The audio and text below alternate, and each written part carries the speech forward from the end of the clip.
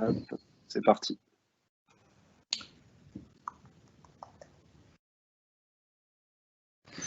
Bonjour à toutes et à tous et très heureux de vous accueillir cet après-midi, virtuellement encore une fois, mais nous ne désespérons pas d'avoir dans quelques jours, dans quelques semaines, la possibilité de refaire des moments d'échange et des conférences en présentiel, selon ce mot que la langue française a retrouvé l'an dernier, autour de ce thème de la pandémie et les libertés publiques en Europe. Alors, la conférence de cet après-midi clôt une série de 3 conférences. La première que Confrontation Europe avait organisée, c'était le 3 mars, c'était sur l'Europe de la santé.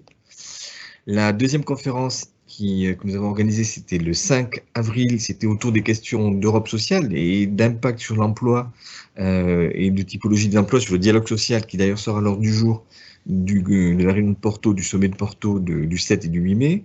Et puis aujourd'hui, c'est ce beau thème et ce beau concept de liberté publique que nous allons explorer ensemble avec un rappel d'abord, c'est que la liberté de circulation constitue l'un des piliers fondamentaux majeurs du projet européen. Et le moins qu'on puisse dire, c'est que cette liberté de circulation, elle a été sans doute jamais depuis là n'avait été aussi atteinte depuis la création de l'Europe que par les semaines, les mois que nous avons passés. Faut-il rappeler pour le seul pays qu'est la France les 3 confinements, mars 2020, octobre 2020, le mois dernier. Faut-il rappeler l'instauration d'un couvre-feu généralisé le 16 octobre? Faut-il rappeler l'interdiction d'entrée et de sortie vers un pays extérieur de l'Union européenne et un test PCR négatif exigé en provenance des 27 pays? Bref, autant de mesures qui ont existé dans beaucoup de pays européens et qui parfois, ont été perçues par certains comme le retour à un Moyen-Âge où, dans une belle ville comme San Gimignano en Italie, on montait dans le haut des tours pour se protéger des passants et de la peste qui circulait en bas. Ces mesures de restriction se sont accompagnées dans beaucoup d'États européens de mesures de traçage des citoyens à la création d'applications dédiées dont le développement interroge sur le contrôle des données privées récoltées par les logiciels. Et on a vu réapparaître dans le débat public des notions de biopolitique, de pouvoir disciplinaire. Ça me faisait repenser à mes années d'étudiant où j'étais auprès de Dominique Rousseau à Montpellier et où Michel Foucault évoquait, dans Surveiller et punir notamment, le pouvoir qui, à la faveur des crises, parfois, met en place une société particulière, en tout cas un contexte dans lequel l'instauration de nouvelles formes de surveillance peut devenir très rapidement la norme. Alors, je suis ravi, moi, d'introduire par ces quelques thèmes l'échange de cet après-midi. Nous sommes surtout ravis d'avoir des intervenants de premier plan autour de nous, d'horizons différents, de responsabilités différentes, mais qui tous sont au cœur du sujet du moment, au cœur de cette interrogation sur la liberté publique pendant la crise et après la crise. Et je tiens à les remercier tous les 4, avec une mention pour Didier Reynders, qui est commissaire européen à la justice depuis 2019, qui occupa précédemment en Belgique des fonctions de premier plan, que ce soit au ministère des Finances, aux Affaires étrangères et européennes ou à la Défense, et qui aujourd'hui est au cœur de toutes les questions de droit qui touchent les 450 millions de citoyens européens, et notamment en lien avec la crise Covid, la mise en place d'ici l'été d'un certificat européen Covid. On va voir où en est ce projet, sa praticabilité et les résistances qu'il y a. Mais Didier Reynders est aussi au cœur d'un sujet qui concerne la protection des données de santé et la limitation du nombre, du volume de ces données de santé collectées et de leur durée de conservation. C'est des sujets qui ne sont pas que des sujets théoriques, c'est des sujets qui sont extrêmement centrales pour les citoyens européens. Deuxième intervenante, Sylvie Guillaume, qui est députée européenne depuis 2009, qui a été réélue en 2014 et en 2019, qui est membre de la Commission des libertés civiles, de la justice et des affaires intérieures du Parlement européen et qui est responsable de la délégation socialiste française au sein du groupe SND. Troisième intervenant, Dominique Rousseau, que j'ai pris tout à l'heure, qui est un professeur émérite de droit constitutionnel, qui est co-directeur de l'école de droit de la Sorbonne, qui est un grand spécialiste des libertés publiques. En reprenant la liste de tes ouvrages, cher Dominique, j'ai vu que tu avais publié en 98 un livre, Les libertés individuelles et la dignité de la personne. Nous sommes au cœur du sujet, et tant que je parle d'ouvrage, notre 4e intervenant vient d'en écrire un remarquable, qui s'appelle Les tyrannies de l'épidémie, qui est paru en janvier chez Fayard. Cher Christophe Barbier, bienvenue dans cette conférence. On ne vous présente plus en France, vous êtes journaliste, directeur de la rédaction pendant près de 10 ans de l'Express, vous avez quitté ce grand hebdomadaire fin 2020, mais vous gardez vos passions pour la critique théâtrale. Vous êtes éditorialiste sur BFM TV. Et encore une fois, à la faveur de ce livre, vous avez montré votre intérêt sur les sujets qu'on va aborder cet après-midi. Thomas Dorgé, délégué général de confrontation à Bruxelles, va être l'animateur de l'échange entre vous quatre. Et pour tous ceux qui nous suivent cet après-midi, n'hésitez pas à poser vos questions dans les minutes qui viennent. Thomas collectera celles-ci et les adressera bien sûr au panel des 4 intervenants que je remercie encore. Thomas, je te passe la parole et merci encore à tous. Merci beaucoup Michel, effectivement merci beaucoup à tous les panélistes et puis à tous les participants qui sont déjà nombreux connectés. Donc comme disait Michel, je précise tout de suite que vous pouvez d'ores et déjà poser vos questions dans la barre de chat et je m'occuperai de faire le trait d'union avec les panélistes. Donc ça c'est la figure imposée par le webinaire et on a hâte de pouvoir se retrouver en vrai. Alors en fait on va diviser les échanges en 2 grandes parties pour l'heure qui vient.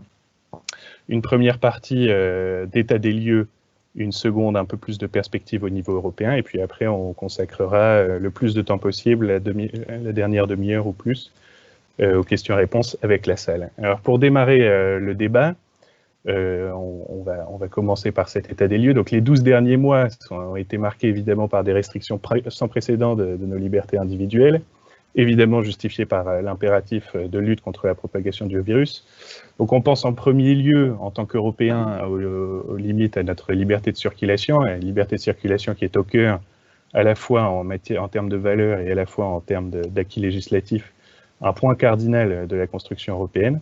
Mais il y a également eu bien d'autres restrictions, notamment dans notre liberté de rassemblement, les diverses applications de tracing qui ont été mises en œuvre au niveau national.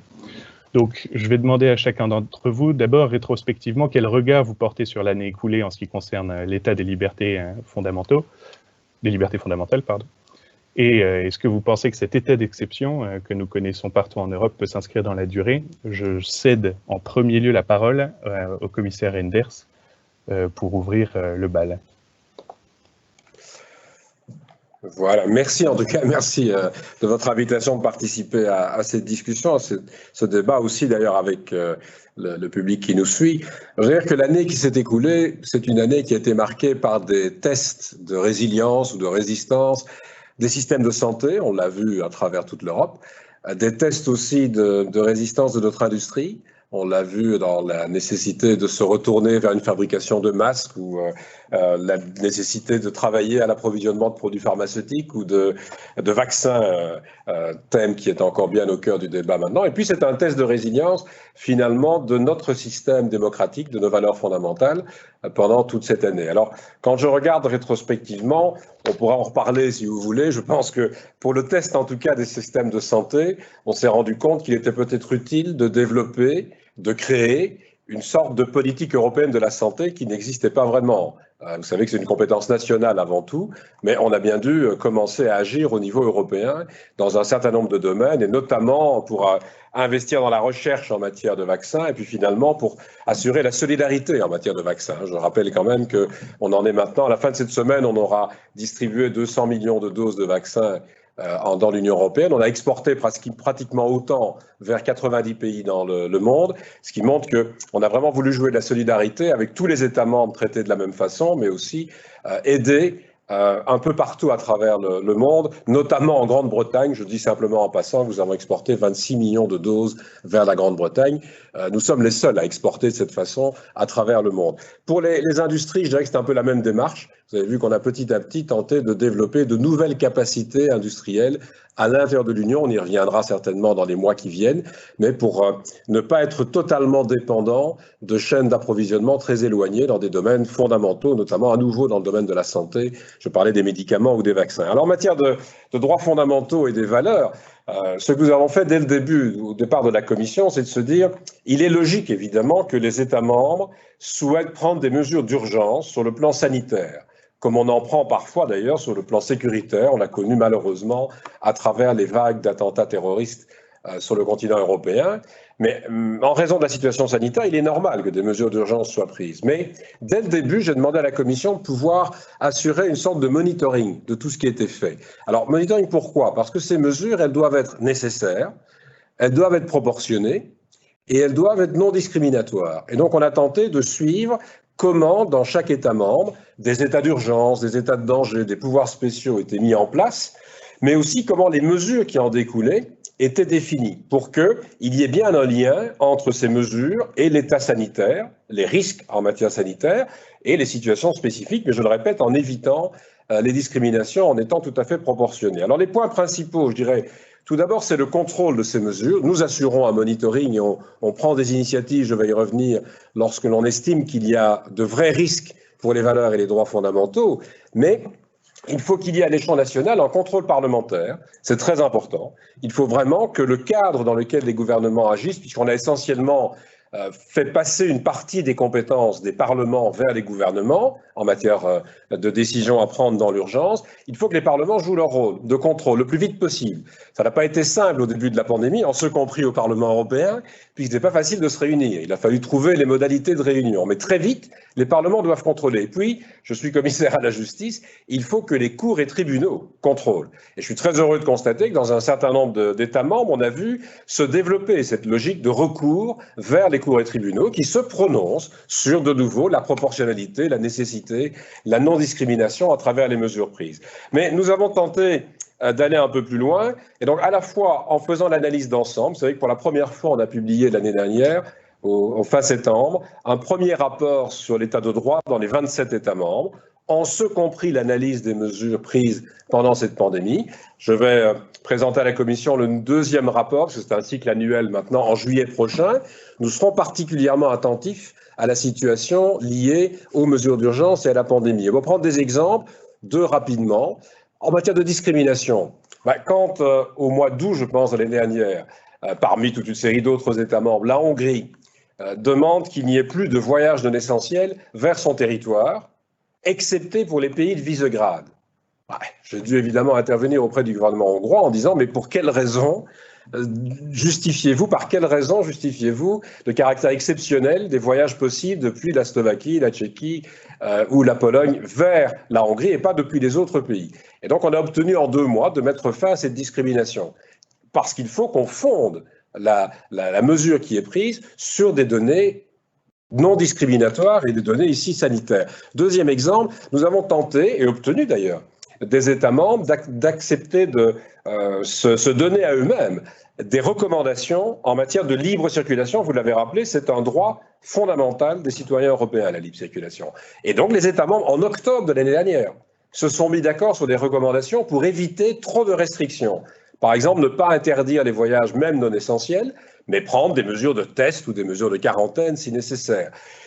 D'appliquer des mesures en fonction du degré de contagion dans les différentes régions d'Europe. Alors vous connaissez maintenant, parce qu'on l'a développé depuis octobre de l'année dernière, cette carte de l'ECDC, du Centre contre les maladies au niveau européen, qui explique quelles sont les couleurs des zones, depuis les zones vert, jaune, orange, disons, rouge ou rouge foncé, puisqu'on a ajouté cela.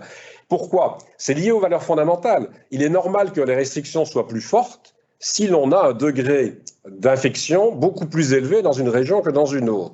Mais malheureusement, je vous dirais qu'il y a encore quelques semaines, seuls 7 États sur 27 utilisaient cette carte, alors que c'était dans leurs recommandations adoptées en octobre de l'année dernière. Et depuis des semaines, j'essaie de faire en sorte qu'on évite d'interdire les voyages non essentiels. Il y a encore 3-4 États européens qui interdisent l'ensemble des voyages non essentiels. Et vous avez peut-être suivi aussi ces mesures de quarantaine en Irlande, qui sont très contestées, pour lesquelles nous interrogeons aussi le gouvernement irlandais. Donc voilà, on a agi individuellement, je prenais l'exemple de cette mesure en Hongrie, on a agi aussi en essayant d'harmoniser les conditions de la libre circulation. On y reviendra, ce sera pour le futur, puisqu'on est en pleine discussion maintenant sur ce qui se passera cet été à travers le certificat, mais comme je vous ai entendu parler de traçage, je voudrais terminer par là. Dès le début, nous avons veillé à ce qu'il y ait un système européen en matière d'application de traçage, comme vous dites, pour pouvoir détecter effectivement les risques de contamination des citoyens. Et nous avons, avec les autorités de protection des données et le Conseil qui les regroupe toutes au niveau européen, mis en place des règles pour expliquer comment on devait travailler avec un minimum de données collectées, un stockage qui soit décentralisé, c'est-à-dire sur les smartphones et téléphones portables des personnes et pas de manière centralisée. Et nous avons obtenu que presque tous les États membres travaillent de cette façon. Il y a un pays hexagonal qui a choisi de travailler différemment en centralisant les données, donc qui n'est pas sur le portail que nous avons mis en place au niveau européen. Mais je le signale, et donc il faut évidemment que la Commission nationale en matière de liberté se prononce, puisque la CNIL a des rôles à jouer en la matière, mais au niveau européen, nous avons souhaité mettre en place un système qui assure une protection des données personnelles en évitant le stockage et en limitant la durée aussi de stockage des données. On y reviendra pour le certificat. Alors voilà, nous allons continuer, parce qu'on est toujours dans la pandémie. Hein. Vous voyez les chiffres en ce qui concerne les services de soins intensifs, par exemple. Nous allons continuer à analyser toutes les mesures prises et à réagir si l'on estime que ces mesures, je le répète, ne sont pas clairement nécessaires, proportionnées et non discriminatoires, qui sont les critères de base à prendre en considération. Et je crois qu'on peut faire la comparaison entre les mesures qui sont prises dans une période de crise sanitaire comme celle-ci, ou les mesures prises pendant une crise sécuritaire, comme on l'a vécu à travers le terrorisme. Et nous avons vraiment à tirer les leçons de cela et à faire en sorte que, lorsque nous sortirons de la crise, on puisse réellement vérifier quelles ont été les mesures tout à fait appropriées, les mécanismes appropriés, et quels ont été probablement les excès dans un certain nombre de domaines sur la durée des périodes d'urgence ou sur le type de mesures allant trop loin par rapport aux libertés et aux valeurs fondamentales. Merci beaucoup. Je passe la parole à Sylvie Guillaume pour votre état des lieux. Bonsoir à vous tous d'abord et merci de votre invitation. Je vais repartir à peu près de là où Didier Reinders s'est arrêté, parce que en préparant cette rencontre, je me disais que je commencerais bien par une sorte de distinction, malheureusement, que je suis obligée de faire sur les libertés publiques et leurs restrictions, entre la manière dont elles sont conçues au plan européen, et singulièrement évidemment au niveau de la Commission européenne, et la manière dont elles sont exercées par les États membres, y compris dans un État hexagonal. Parce que autant on peut avoir des références évidentes quand on conçoit cela au traité, à la Charte des droits fondamentaux et d'autres textes, autant l'interprétation qui en est faite dépasse très largement ou s'écarte très largement de ce que la Commission a sous sa garde, c'est-à-dire l'intérêt général. Alors, je reconnais bien volontiers qu'on est dans une situation tout à fait particulière et que le chaos a quand même plutôt dans plein de domaines liés au Covid-19 plutôt été la règle commune ces derniers temps. Mais sincèrement, la gestion de l'équilibre des intérêts nationaux et des intérêts particuliers ces derniers temps a vraiment, je crois, été extrêmement compliqué à faire. Et moi, autant je me reconnais tout à fait dans la dimension qui a été exprimée par Didier Reinders sur la volonté de coordination, autant je suis quelquefois déçue qu'il y ait la manière de céder à ces États membres et de céder à ces intérêts particuliers qui font perdre, je crois, de la force, de la crédibilité à l'Union européenne et de la puissance aussi d'expression dans le paysage politique international. Et puisque Ursula von der Leyen, et je suis d'accord avec elle là-dessus, a indiqué qu'elle voulait une commission qui soit géopolitique, dans géopolitique, j'entends aussi politique, et qui donc va de l'avant en étant effectivement une force et une puissance.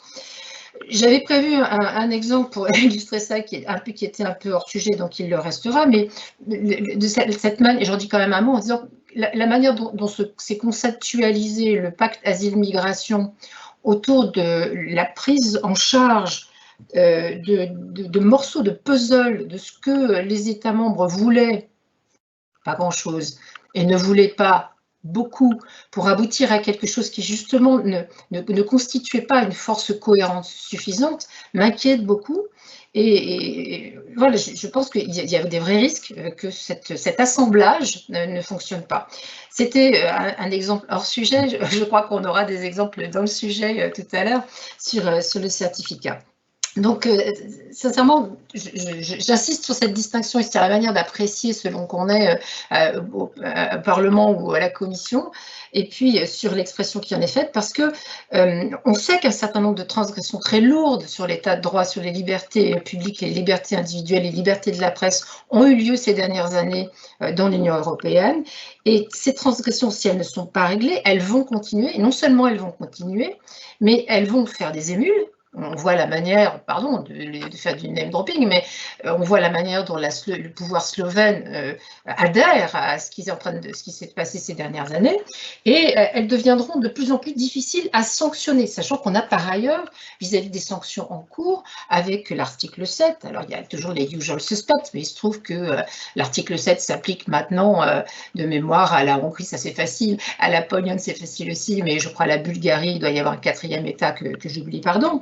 Mais ce processus est assez encalminé en ce moment, et on voit mal comment il va d'ailleurs déboucher facilement si on le relie, pardon de faire ce lien-là, mais si on le relie aux obligations qui sont liées au plan de relance et la manière qu'ont eu certains de ces États de bloquer aussi le dispositif, on voit qu'il y a quand même une tension assez forte dans tout ça. Bon, j'ai d'autres inquiétudes évidemment qui me viennent en tête sur cet état des lieux par rapport à ce que j'ai appelé un effet cliquet ou un effet de non-retour en arrière.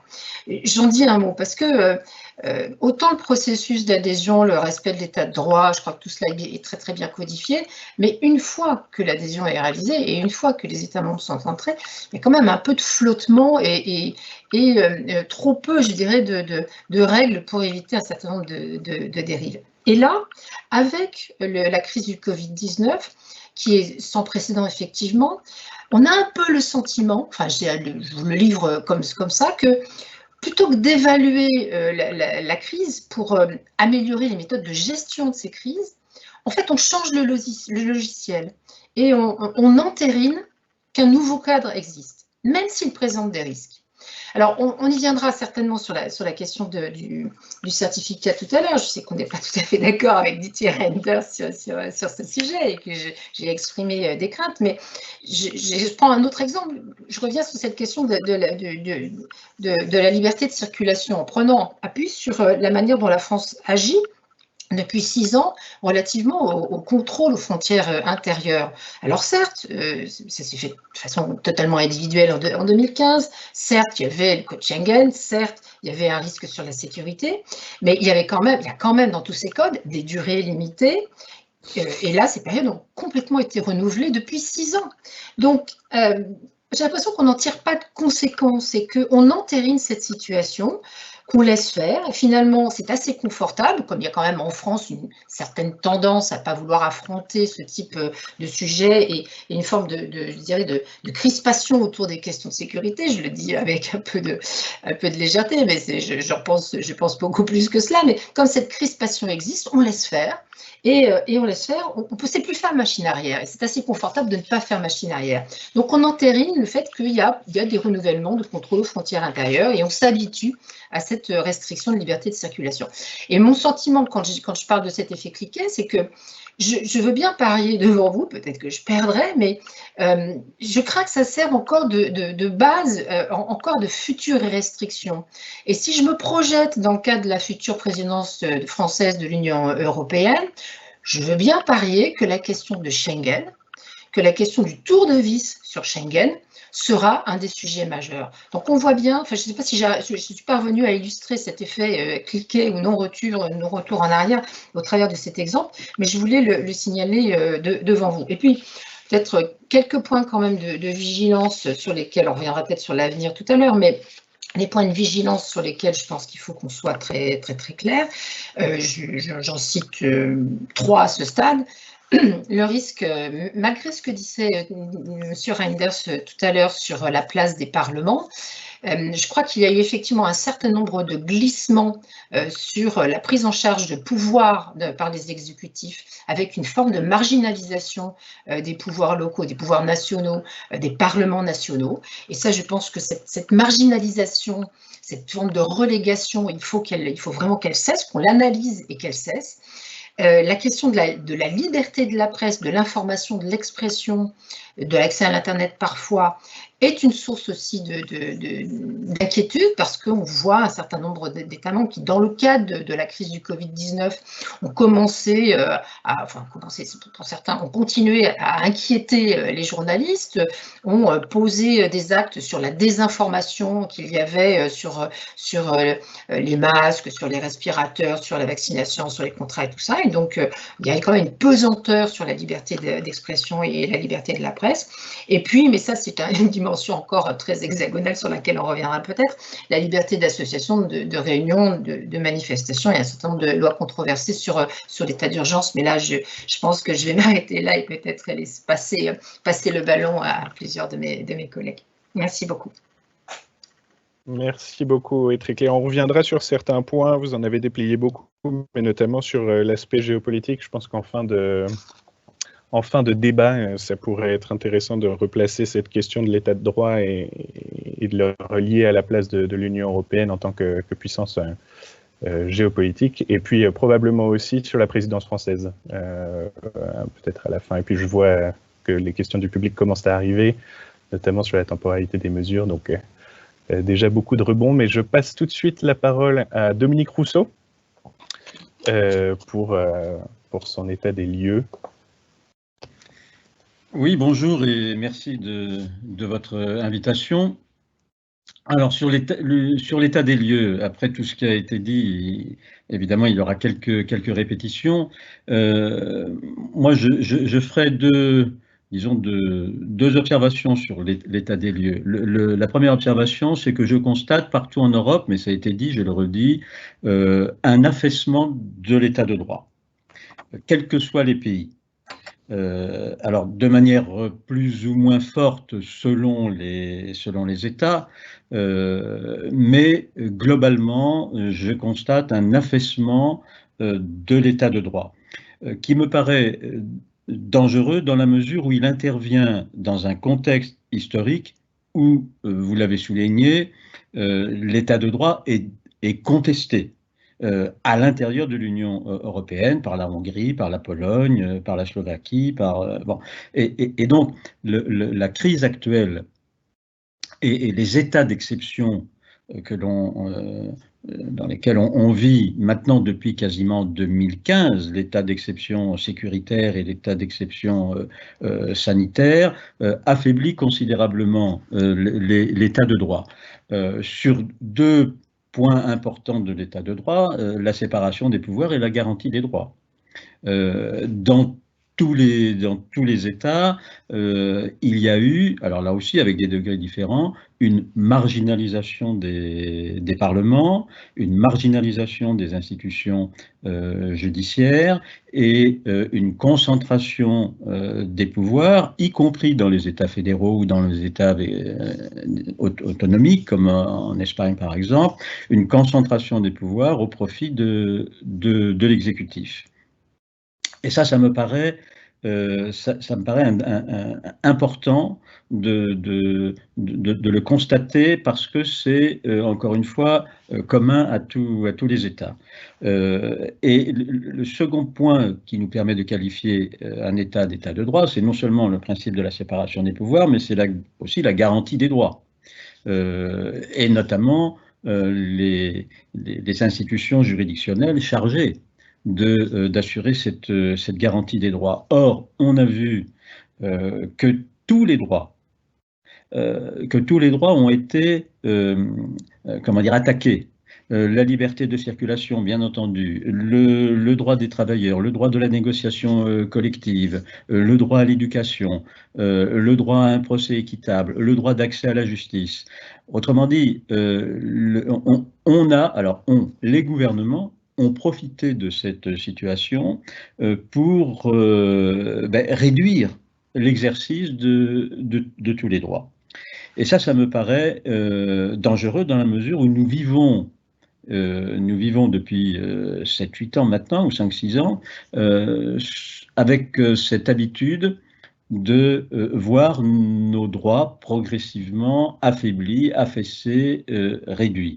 Je prendrai qu'un seul exemple, c'est en France, pour montrer l'importance de cette atteinte, le Conseil constitutionnel en France est chargé de garantir les droits et libertés.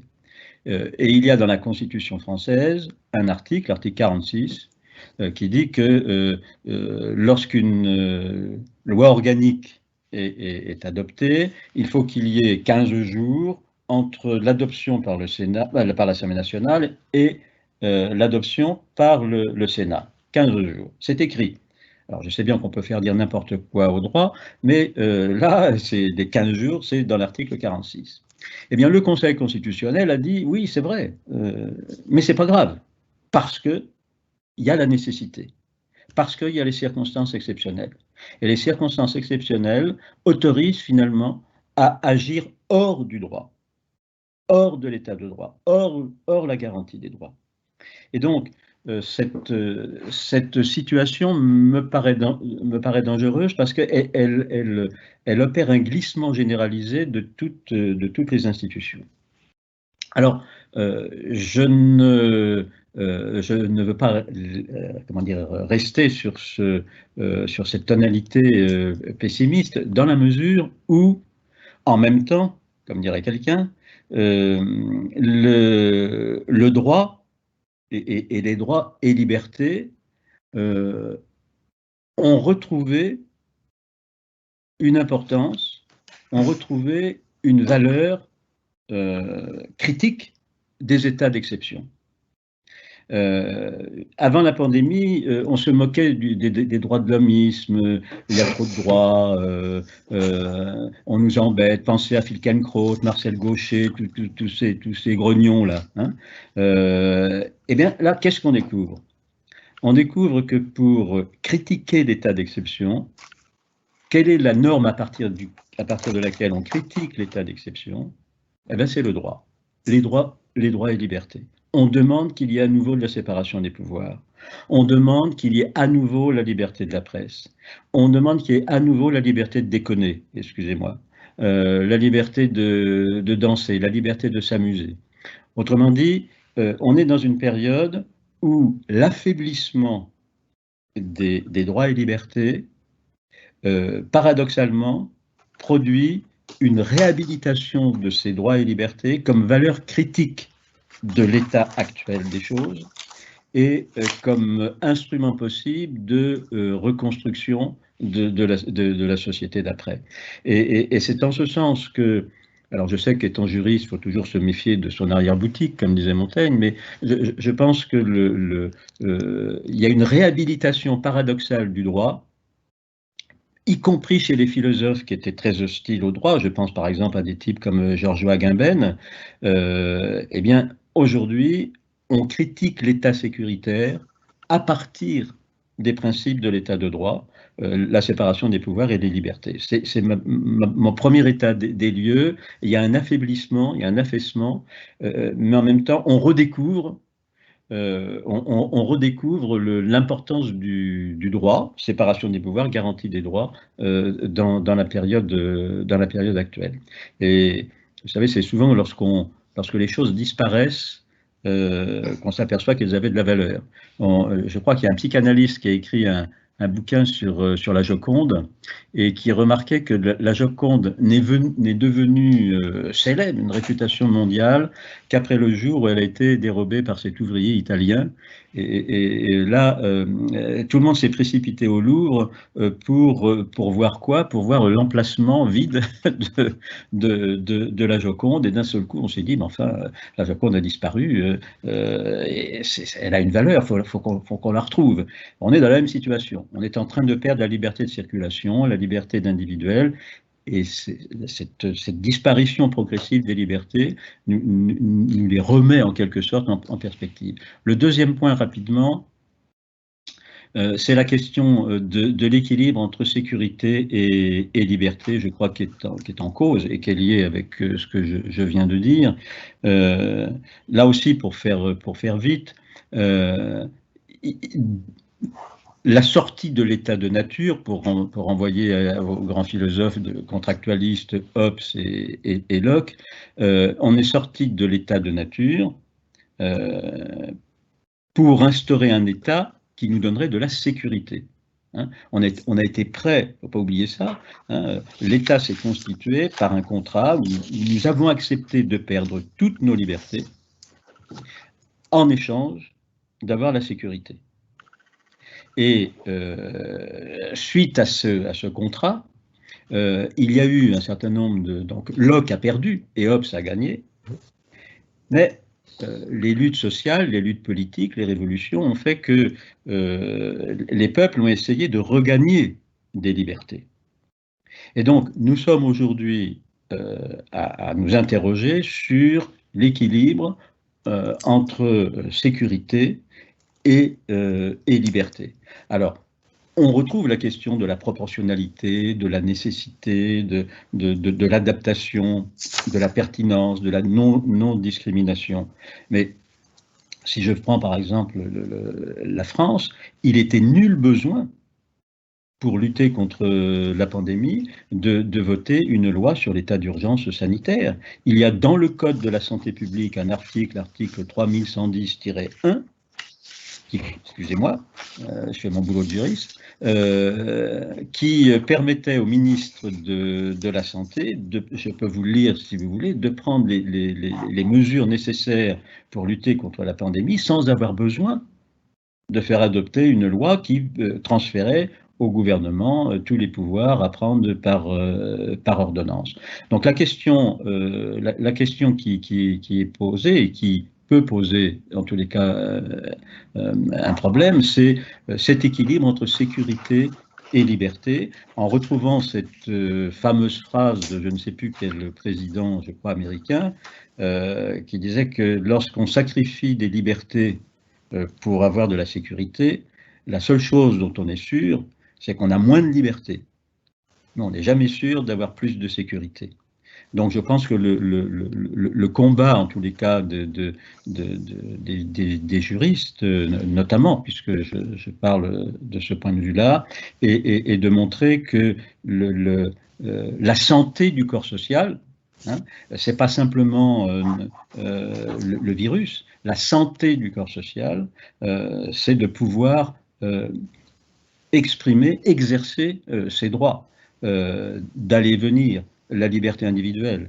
Or là, nous rentrons, Michel le disait tout à l'heure, nous rentrons dans ce que Michel Foucault appelait le biopouvoir, c'est-à-dire que nous avons maintenant des États qui non seulement portent atteinte à notre liberté de penser, à notre liberté d'expression, mais aussi à notre corps, en nous disant qu'il faut se faire vacciner, en nous disant qu'il faut porter des masques, en nous disant qu'il ne faut pas recevoir plus de 6 personnes à la maison, qu'on n'a pas le droit de s'embrasser ni sur la bouche, bon, d'accord, ni sur les joues. Bref, je crois qu'il faut retrouver, insister sur l'importance de cet esprit de liberté pour contester et critiquer l'état du droit positif qui est grave parce que même après les états d'exception, on s'aperçoit que les dispositions prises rentrent dans le droit commun, hein, et donc il y a une banalisation qui est en jeu, et donc je crois qu'il est important j'arrête, et je crois donc qu'il est important de garder à l'esprit que les libertés sont le moteur de l'état de droit. Merci beaucoup. Désolé, je fais le gardien des horloges. Et donc, je passe la parole à Christophe Barbier pour ce premier tour de table. Merci beaucoup. Je suis ravi de participer à cet échange de vues où il y a beaucoup de convergences déjà qui se dessinent. Je voudrais en ajouter quelques-unes. Oui, je suis assez inquiet de ce qui est arrivé à nos libertés pendant cette période d'épidémie, même si il faut d'abord constater que dans aucun pays de l'Union européenne, l'armée n'a pris le pouvoir, il y a de dictature nulle part et personne n'a été raccompagné chez lui à la force des baïonnettes parce qu'il avait dépassé d'un quart d'heure un éventuel couvre-feu. Donc partons quand même de ce constat qu'à minima, on a sauvé l'essentiel. Néanmoins, les libertés ont reculé. Les libertés factuelles, d'abord, en France par exemple, la liberté de circuler avec des contraintes, l'attestation à remplir qui est une forme de contrainte auto-gérée, auto-entretenue par les citoyens, mais la liberté concrète amputée quand on est obligé de respecter une règle de 10 km ou de 30 km ou de ne pas aller dans d'autres régions. La liberté de se réunir, a été aussi supprimée, ou en tout cas grandement amputée. 6 personnes maximum. La liberté de manifester, bien entendu, en a été la conséquence. Au-delà de ces libertés factuelles, on a eu aussi un recul des libertés politiques, du fonctionnement libre de notre machine politique. Les scrutins ont été annulés ou déplacés. On s'est interrogé longtemps sur s'il fallait ou non tenir les échéances démocratiques. Et si échéance il y a, les campagnes électorales elles-mêmes sont réduites au minimum. On n'est pas dans une démocratie qui respire. Le Parlement en France a été grandement dessaisi par l'état d'urgence, renouvelé plusieurs fois, au profit de l'exécutif. Mais quand on regarde de près, c'est un exécutif qui est bien réduit parce que ce n'est pas tout le gouvernement qui a retrouvé de la latitude grâce à l'état d'urgence. C'est au sein du gouvernement quelques ministres réunis dans le Conseil de défense, donc une institution d'habitude faite pour les états de siège ou les états de guerre, qui a été un peu détournée pour devenir un micro-exécutif avec beaucoup de secrets au nom de l'efficacité, au nom de la sécurité. Même les contrepoids juridiques, et c'était illustré par Dominique Rousseau à partir du Conseil constitutionnel, ont été ces contrepoids rognés. Le Conseil d'État, si prompt d'habitude à mettre des bâtons dans les roues du pouvoir législatif ou du pouvoir exécutif, a été extrêmement timoré. Il a fait amodier quelques règles sur la fréquentation des lieux de culte, mais sur des demandes sur les lieux culturels ou les stations de sport d'hiver, alors que la base scientifique et sanitaire des interdictions était très faible, très floue, le Conseil d'État n'a pas voulu se mettre en travers de la route de l'exécutif, au nom, là encore, de l'efficacité et de la sécurité. Allons plus loin. Cet exécutif qui apparaît presque tout-puissant, président de la République en tête, dans une sorte de retour de Jupiter chevauchant le coronavirus, eh bien, ce pouvoir exécutif suprême, il s'est lui-même mis en état de soumission au service d'un pouvoir beaucoup plus flou, beaucoup plus nébuleux, qui est le pouvoir médical. On a vu le politique dire publiquement qu'il ne prendrait pas de décision qui ne soit validée en amont, c'est-à-dire déjà prise par le conseil scientifique ou d'autres autorités médicales, comme si on mettait le médical, les docteurs, au-dessus de l'exécutif. Ça, c'est un véritable recul, en tout cas c'est une véritable modification du fonctionnement habituel de nos institutions politiques. Montesquieu disait dans l'Esprit des lois qu'on peut jeter des voiles sur la liberté comme les Romains jetaient des voiles sur les statues des dieux. Mais il ajoute « pour un temps ». Et donc, combien de temps va durer ce « pour un temps » ? Voilà plus d'1 an maintenant qu'on est dans un fonctionnement politique avec des libertés ligotées, amoindries, jugulées. Le pour un temps, il risque de durer longtemps. Pas seulement à cause du virus, mais parce que quand un pouvoir a conquis des facilités nouvelles, quand un pouvoir a étendu son territoire, il ne le rend pas de son plein gré. Ça n'existe pas. Il faut le reconquérir. Alors, on peut le reconquérir pacifiquement, par le débat démocratique, par le débat médiatique, mais il faudra tous que nous nous préparions à cette reconquête des libertés concédées, des libertés sacrifiées au nom de la sécurité. Et ce qui m'inquiète dans ce travail de reconquête, c'est que j'ai vu aussi reculer une certaine forme de liberté de conscience. Au début de l'épidémie, dans le premier confinement, dans les débats médiatiques, sur les plateaux télé, dans les conférences Zoom qui commençaient à se tailler la part du lion, on n'avait pas le droit de poser certaines questions. C'est-à-dire mettre en doute le fait que ça soit une bonne idée d'arrêter les économies et d'arrêter la vie sociale pour sauver des vies. Le simple fait de poser la question, c'était être criminel. C'était se mettre au banc de la société. Poser la question, doit-on sacrifier la jeunesse pour sauver des vies de personnes qui globalement sont très âgées et n'ont plus que quelques années à vivre, c'était considéré comme sacrilège. Alors on peut considérer que, au nom de l'humanisme et de la philosophie, les décisions prises ont été les bonnes. Mais ça mérite quand même qu'on en débatte. Si ce n'est dans l'urgence parce qu'il fallait prendre des décisions et d'abord sauver des vies, qu'on en débatte après. A-t-on fait les bons choix? A-t-on sacrifié ce qu'il fallait? N'a-t-on pas, à long terme, préparé une facture plus élevée que le bénéfice à court terme? Je ne dis pas que la réponse est facile, mais le simple fait de poser le débat en avril, mai, juin l'année dernière était impossible. En novembre, ça a commencé à grincer dans le débat public, les gens voulaient en parler, et à partir de janvier, c'est devenu de vrais sujets de débat, avec un équilibre des partis, et d'ailleurs le pouvoir politique à ce moment-là est allé à l'encontre en France du pouvoir médical, et a commencé à secouer le dogme du printemps 2020, et là aussi je citerai moi Giorgio Agamben, le dogme du printemps 2020, c'est que la vie nue l'avait emporté sur la vie, la vraie vie. C'est-à-dire que personne n'avait le droit de dire au printemps 2020 que vivre enfermé, vivre cloîtré, vivre confiné, ça n'était pas une vie. La vie nue, la vie biologique avait été mise comme valeur suprême. Et on a mis presque un an à accepter de débattre de cela. Ça veut dire que les citoyens se sont mis eux-mêmes dans une sorte de servitude volontaire. Les libertés n'ont été amoindries, les libertés n'ont été écornées que parce qu'il y a eu un immense consensus des citoyens, pourtant si prompts d'habitude à défendre leur liberté en temps normal, à les sacrifier parce qu'ils ont eu peur. Ils ont eu peur du virus, bien sûr, ils ont eu un peu peur aussi des sanctions s'ils violaient les règles sanitaires édictées, mais ils ont eu peur, et cette peur a été le principal agresseur de nos libertés. Et ça m'a ramené à une phrase d'un politique à l'automne 2016, un politique qui commençait sa campagne et qui avait écrit dans son livre de campagne électorale « Le devoir des politiques, c'est de garantir les libertés des citoyens contre les peurs ». Ce candidat, c'était Emmanuel Macron dans son ouvrage « Révolution ». Eh bien, au printemps 2020, garantir les libertés des citoyens contre les peurs, ça n'a pas été un projet totalement abouti. Merci beaucoup.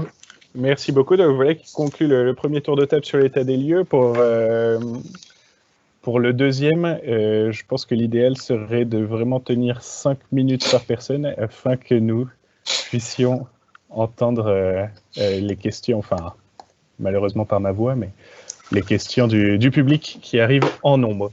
Donc, on le perçoit, on le sent après toutes vos interventions que cette thématique de l'état de droit infuse de plus en plus profondément le débat public européen, donc via une perspective purement européenne et aussi une perspective française. Évidemment, la pandémie de Covid-19 n'est pas à la source, ou en tout cas la seule source, des atteintes aux libertés fondamentales, et on a déjà évoqué le lancement des procédures article 7 contre la Pologne en 2017 et contre la Hongrie en 2018. Et à la fois, la pandémie, c'est aussi l'occasion de penser le monde d'après, l'Europe d'après avec la conférence sur l'avenir de l'Europe, et puis probablement la France d'après avec l'échéance électorale majeure qui arrive cette année. Donc pour tracer quelques perspectives, comment articuler le respect de l'état de droit en Europe avec à la fois la relance, qui est un des enjeux essentiels du moment, mais aussi avec le pacte vert européen. Alors pourquoi le pacte vert européen? Parce qu'il souligne évidemment les enjeux de neutralité carbone et de protection de la biodiversité, mais aussi le respect des droits humains et sociaux, ce qui nous donnera l'occasion probablement de parler de la gouvernance durable des entreprises et donc d'avoir une vision multi-acteurs.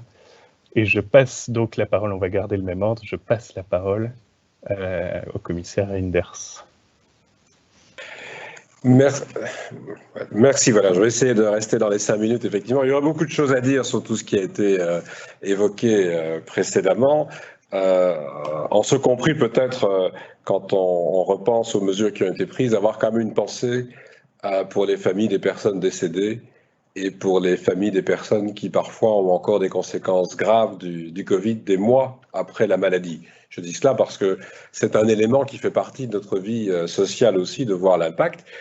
Et donc on devra effectivement, quand on pense à l'avenir, je l'ai dit tout à l'heure, on devra tirer les leçons. Et dans le fait de tirer les leçons, c'est effectivement se poser, Christophe Barbier vient d'y faire allusion, les questions sur les choix qui ont été posés. Est-ce qu'en matière de santé publique, les meilleurs choix ont été posés? Est-ce qu'en matière économique, on a choisi la bonne stratégie? Tout cela va devoir effectivement être analysé. On est bien décidé à venir avec un certain nombre de leçons en la matière.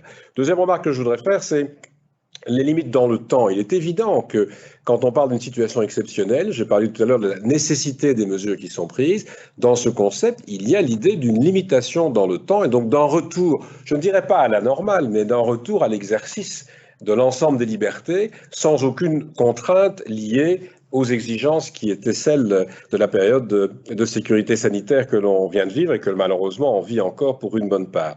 Et puis une troisième remarque, c'est sur la manière dont on réagit en termes d'état de droit dans l'Union européenne. Alors, j'aimerais quand même vous dire que c'est un débat relativement récent. quand je regarde la capacité de l'Union européenne pendant des années de débattre de la situation budgétaire des États membres, des réformes structurelles en matière de retraite, en matière de santé, dans beaucoup de domaines. Par contre, le débat sur les valeurs, j'ai siégé longtemps, pendant 20 ans, dans des différentes formations du Conseil. Ce n'était pas un sujet de discussion pour le Conseil.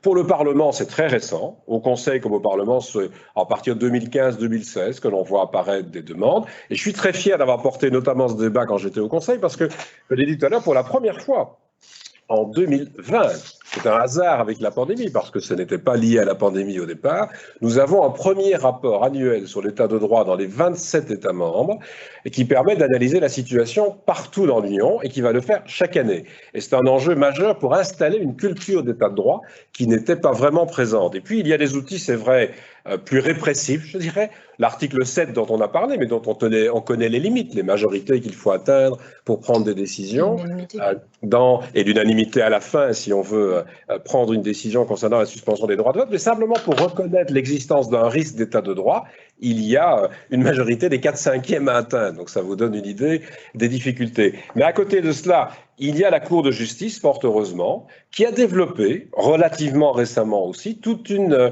jurisprudence en matière d'état de droit. Et la Commission saisit la Cour de justice. Un exemple très simple, l'indépendance de la justice en Pologne nous préoccupe au plus haut point, mais il ne s'agit pas simplement de le dire. Nous avons été à plusieurs reprises devant la Cour de justice, qui a réagi en suspendant des procédures disciplinaires, et nous sommes toujours, pour l'instant, devant cette Cour pour obtenir des décisions. Et je veux dire que tant en Hongrie qu'en Pologne, nous obtenons régulièrement des décisions de la Cour de justice garantissant l'état de droit. Et puis il y aura, et nous l'avons maintenant depuis le 1er janvier de cette année, un instrument nouveau qui, à mon avis, est efficace en matière d'état de droit, c'est le lien entre le financement des politiques européennes et le respect de l'état de droit, la conditionnalité. Alors ce n'est pas par hasard, ou en tout cas pas par coïncidence, que vous avez 2 États membres qui ont bloqué un peu ce débat sur la conditionnalité à la fin de l'année dernière, la Hongrie et la Pologne. Ce sont notamment ces États qui ont décidé aussi, quand on veut protéger les budgets européens et certaines valeurs, qui ont décidé de ne pas participer au parquet européen que nous allons mettre en place à partir du mois de juin, qui est une autre façon de préserver le budget européen contre les fraudes, les conflits d'intérêts, les actes de corruption et autres. Mais donc j'insiste sur ça parce qu'il y a toute une série d'outils qui existent. Alors si je me projette vers le futur, d'abord il faut sortir de cette crise. Et on aura peut-être l'occasion d'en reparler si vous le voulez à travers les questions. Pour sortir de la crise, nous avons fait le choix d'une stratégie de vaccins. Il faut quand même se rendre compte qu'on a mis au point en une dizaine de mois, grâce à la recherche et à l'investissement dans la recherche, des vaccins qui d'habitude prennent 5 à 10 ans à être mis au point et autorisés sur le marché. Nous avons des vaccins et la vaccination va monter en puissance de plus en plus tout au long de ce trimestre jusqu'à la fin du mois de juin. À côté de cela, pour redonner vie à la libre circulation, c'est vrai que nous avons proposé, je porte ce dossier, le certificat. Le certificat, c'est un certificat qui évite toute discrimination. Parce que je sais bien qu'on parle beaucoup de passeport vaccinal dans un certain nombre de pays. Je suis à quelques centaines de mètres du musée Magritte, donc ceci n'est pas un passeport, mais peu importe. Je vous dirais simplement, on devra l'écrire en grand sur tous les murs des institutions, c'est le refus de la discrimination, parce que vous pourrez prouver que soit vous avez été malade et vous disposez d'anticorps par la guérison de la maladie, soit vous avez été vacciné, soit vous passez des tests, parce qu'il y a des personnes qui ne pourront pas encore être vaccinées au début de l'été, parce qu'elles ne sont peut-être pas encore dans les stratégies nationales, mais surtout il y a des personnes qui ne veulent pas être vaccinées, et on ne veut pas de discrimination entre elles. Et je reconnais qu'il y a une pression maintenant très forte pour rendre accessibles financièrement les tests, on parle de gratuité, mais je dirais en tout cas, pour qu'il y ait un niveau acceptable de prix en matière de tests, pour ne pas qu'il y ait une discrimination en la matière. Mais ça sert à quoi?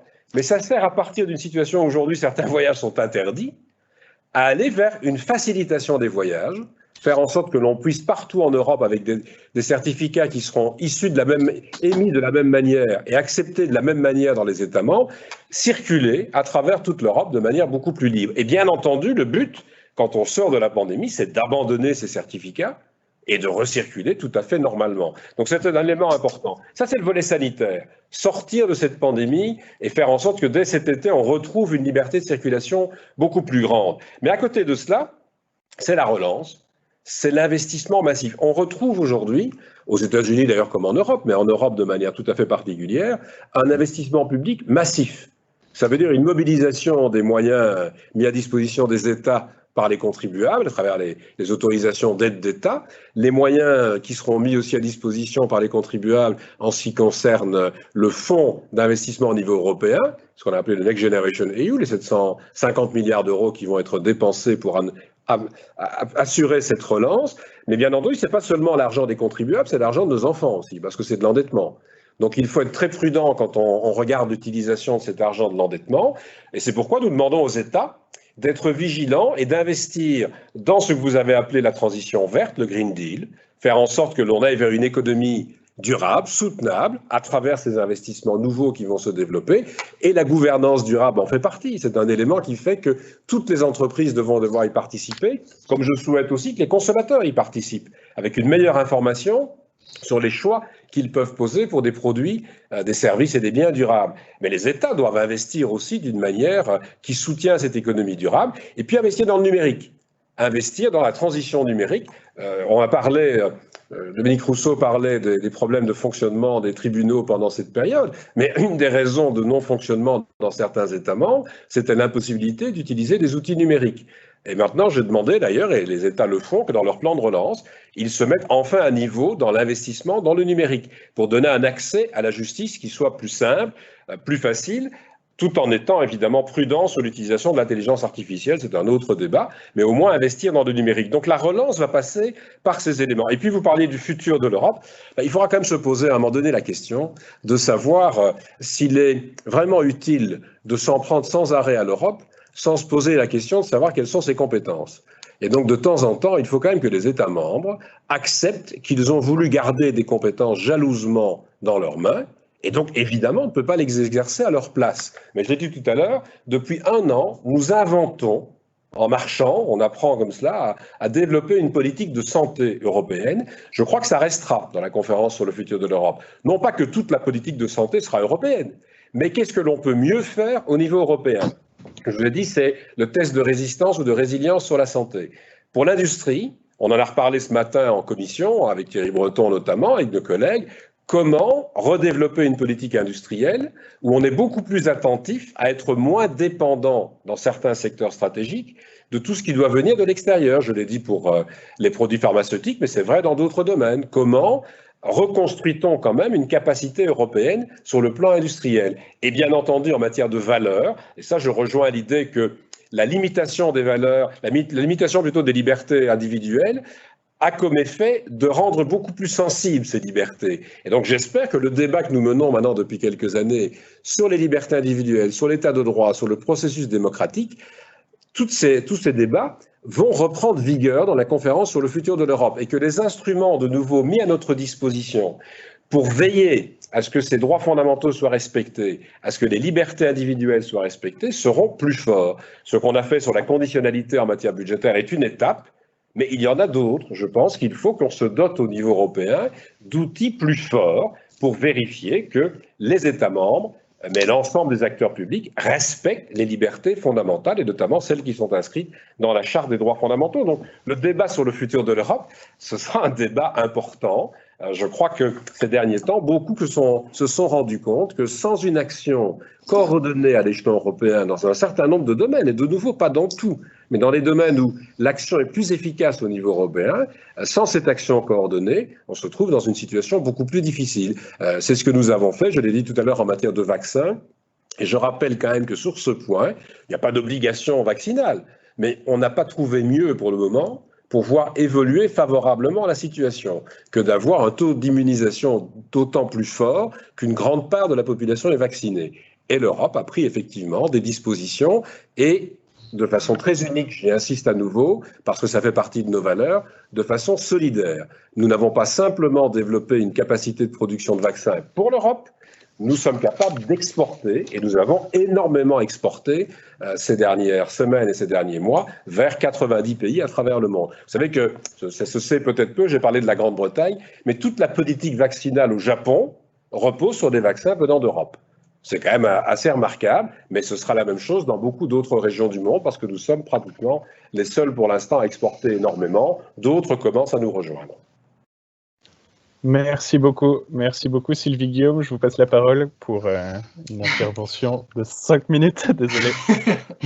Oui, trois champs pour compléter un peu mon propos de tout à l'heure. D'abord parce que je pense qu'il ne faut pas oublier aussi, dans l'état des lieux, tout à l'heure je reviens un tout petit peu en arrière parce que j'ai pensé à 2 autres choix qui me semblent importants aussi et qu'on n'a pas évoqués. C'est notamment la question de l'éducation. Moi, je trouve que la restriction de l'accès à l'école pour beaucoup de jeunes gens, d'élèves, a eu des effets extrêmement dévastateurs avec des gamins qui ont décroché, qui se sont perdus dans les études. Et il est très, très compliqué de faire ce chemin arrière. Et je pense particulièrement qu'il faut vraiment qu'on fasse un effort très très fort pour aider ces décrocheurs, pour leur permettre de revenir dans le champ de l'éducation, pour que ces dégâts ne soient pas trop importants pour la suite. Je serais tentée d'aller aussi sur la situation des étudiants dans notre pays hexagonal, mais ce serait sans doute au-delà des 5 minutes qui me sont octroyées. Mais je trouve que c'est vraiment un sujet tout à fait fondamental sur le droit à l'éducation. Puis le deuxième champ qu'on avait un peu écarté ou auquel on n'avait pas pensé, c'est la question de l'impact du télétravail. Empêcher les gens de se rendre sur un lieu de travail, de socialisation du travail, ça fait aussi qu'on a eu une explosion des violences intrafamiliales dans les foyers, avec évidemment des victimes qui sont principalement les femmes. Je crois qu'on ne peut pas écarter ce fait tout à fait réel qui s'est produit dans nos vies liées à cette question des restrictions de déplacement vers le travail et donc au télétravail. Le deuxième champ sur lequel je voulais dire un mot pour répondre à votre question, votre sollicitation, sur l'Europe d'après, beaucoup de choses ont été dites par Didier Reynders. Je rebondis sur le fait que la relance ne passera pas exclusivement par les outils économiques. C'est évidemment très, très important, mais je pense qu'il faut qu'on ait une attention particulière à la manière dont on aborde la question du travail à l'avenir et la question des droits sociaux à l'avenir. Pareil, je n'ai pas le temps de développer sur la question des travailleurs des plateformes et tous ces métiers liés au numérique qui sont quelquefois extrêmement difficiles à exercer avec des conditions sociales tout à fait délabrées. Je pense que l'Europe doit répondre aussi sur ce terrain des travailleurs de la fin du mois, parce que la fin du mois, comme disaient d'autres en France, n'est pas complètement incompatible avec la fin du monde, quoi. Donc, très clairement, on ne peut pas lâcher sur ce terrain-là. En tout cas, dans mon groupe, on essaiera de continuer de faire évoluer les choses. On viendra peut-être sur la question dont on peut insister aussi sur la manière dont les entreprises doivent aussi modifier leur comportement. Il y a beaucoup de travaux qui sont menés justement sur cette question du devoir de vigilance dans les entreprises, et puis aussi la manière dont on change aussi la méthode de gouvernance, comment on adapte aussi le droit avec la gouvernance des entreprises avec cet impact de la lutte contre le réchauffement climatique et aux questions d'environnement en général. Donc là, je pense qu'il y a vraiment un champ d'ouverture et d'exploitation sur comment on élargit le nombre d'entreprises concernées par rapport au texte actuel, comment, par exemple, on approfondit les obligations, ou bien comment on crée aussi des nouveaux standards, parce que je pense que ça serait dommage qu'on s'en tienne simplement à demander de respecter un certain nombre de standards dans le cadre actuel, et que notre enjeu, il est aussi de comment on conçoit de nouveaux standards de gouvernance demain, notamment dans le cadre de la gouvernance des entreprises. Puis quand même, je ne suis pas raté l'occasion de consacrer 2 minutes à ce fameux certificat, puisqu'on s'est croisé avec Didier Reynders à Bruxelles sur ce sujet la semaine dernière. Moi, je veux dire que je ne suis pas a priori comme ça bornée sur l'idée de faciliter, de fluidifier la circulation, la libre circulation dans les pays de l'Union européenne. Donc, ce n'est pas une opposition de principe. Ce qui me gêne beaucoup dans ce à quoi nous sommes parvenus, et alors là, pour le coup, autant je mets la Commission, mais je mets également le Parlement dans la faiblesse du mandat qui est livré à la discussion du Conseil. Pour les auditeurs qui ont posé la question sur ce qu'était un article 7, je dis la faiblesse du mandat, c'est en gros la position de négociation par rapport aux États membres. Et c'est vraiment ça qui finalement me gêne, enfin il y a beaucoup de choses qui me gênent dans le certificat, mais c'est surtout ça qui me gêne, parce que conformément à ce que je disais un peu au début, si on ne met pas un cliquet fort, il y a des risques de revenir en arrière sur un certain nombre de sujets. Monsieur Reinders le sait très très bien. Par exemple, quand on dit, il n'y a rien dans ce texte, dans la discussion, qui va empêcher que les États membres mettent des restrictions supplémentaires aux détenteurs du certificat ou au moment où ils vont franchir les frontières. Donc, le certificat n'est pas le pass en question. Si vous voulez aller en Espagne, alors peut-être pas dans les perspectives qui ont été celles d'hier avec le vote à Madrid, mais disons, prenons un autre exemple. Si vous voulez passer en Italie, vous pouvez avoir votre certificat, mais il n'est pas complètement interdit à l'Italie de vous coller quand même une quarantaine ou une quatorzaine derrière. Et ce texte n'est pas encore suffisamment fiable de ce point de vue. Rien n'empêche dans le texte actuel de ce certificat, de ce règlement, je rappelle c'est un règlement donc d'application directe, sans interprétation a priori des États membres, mais rien n'empêche de placer des restrictions d'accès aux biens et services. Bien sûr, on nous dit qu'il ne faut pas qu'il y ait de restrictions d'accès à des biens et des services imposés par les États membres, mais